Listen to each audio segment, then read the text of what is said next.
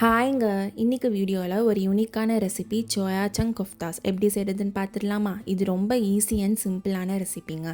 இந்த ரெசிப்பியை நீங்கள் கண்டிப்பாக வீட்டில் செஞ்சீங்கன்னா சாப்பிட்ட எல்லாருமே மட்டனில் செஞ்ச கோலா உருண்டை மாதிரியே இருக்கே அப்படின்னு சொல்லுவாங்கங்க.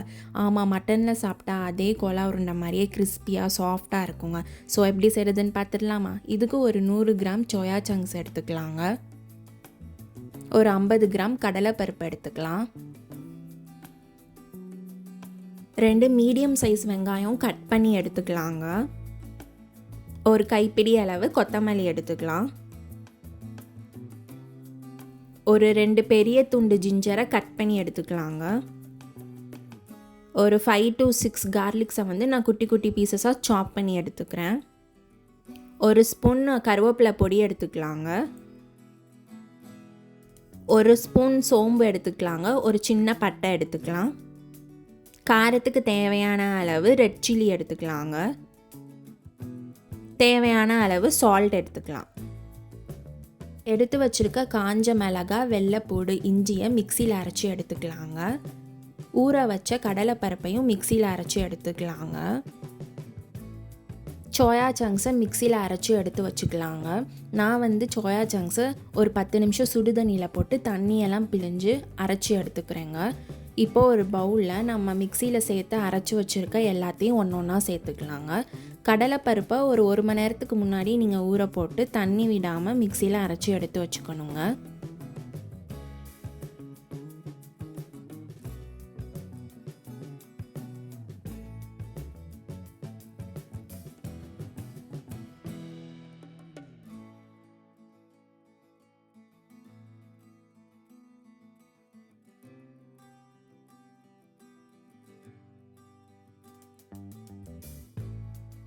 வெங்காயம் சேர்த்துக்கலாங்க. வெங்காயம் சேர்த்ததுக்கப்புறம் கருவேப்பிலை சேர்த்துக்கலாம். கருவேப்பிலை என்கிட்ட இப்போ அவைலபிளாக இல்லாதனால நான் கருவேப்பிலை பொடியாக சேர்த்துக்கிறேங்க.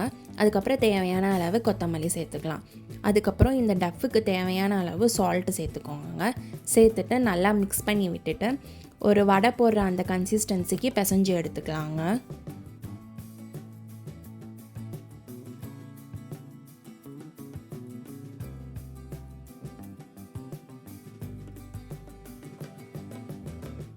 கோலா உருண்டைக்கான பேட்டர் ரெடி பண்ணியாச்சுங்க. இப்போ உங்களுக்கு எவ்வளோ சைஸில் எந்த மாதிரி வேணுமோ அதுக்கேற்ற மாதிரி பேட்டரை கையில் எடுத்து நல்லா உருட்டிக்கலாங்க.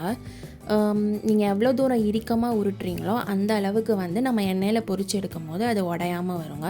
ஸோ நான் நல்லா ஸ்பெரிக்கல் சைஸில் ரொம்ப இறுக்கமாக உருட்டி எடுத்துக்கிறேங்க. நீங்கள் இப்படியே வேணும்னாலே எண்ணெயில் பொரிச்சு எடுத்துக்கலாம்.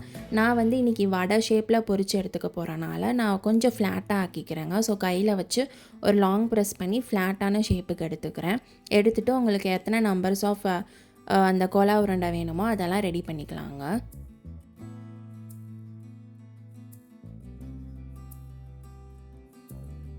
இப்போ கோலா உருண்டைக்கு தட்டி ரெடி பண்ணி வச்சாச்சுங்க. இப்போ ஒரு பேனில் தேவையான அளவு ஆயில் சேர்த்துக்கலாங்க.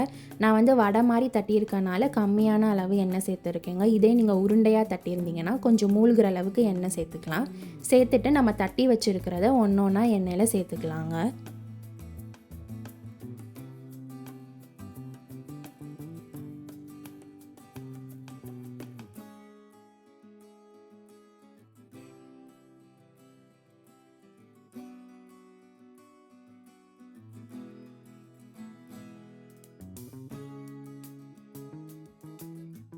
ரொம்ப கருக விட்டுறக்கூடாதுங்க. ஸோ இன்னொரு சைடும் திருப்பி போட்டு 2 சைடுமே ஈக்குவலாக ஃப்ரை ஆகிற அளவுக்கு நம்ம பொரிச்சு எடுத்துக்க போகிறோம். கோலா உருண்டை பார்க்கவே செம்ம டெம்டிங்காக இருக்குல்லங்க.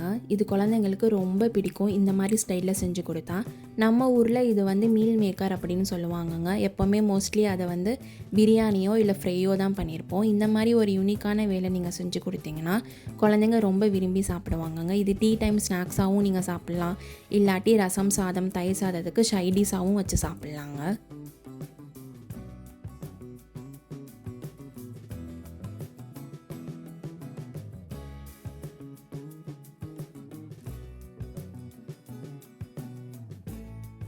அவ்வளோதாங்க, வெஜ் கோலா உருண்டை ரெடி ஆயிடுச்சு. இதை ஒரு பிளேட்டில் ட்ரான்ஸ்ஃபர் பண்ணி எடுத்து வச்சுக்கலாங்க.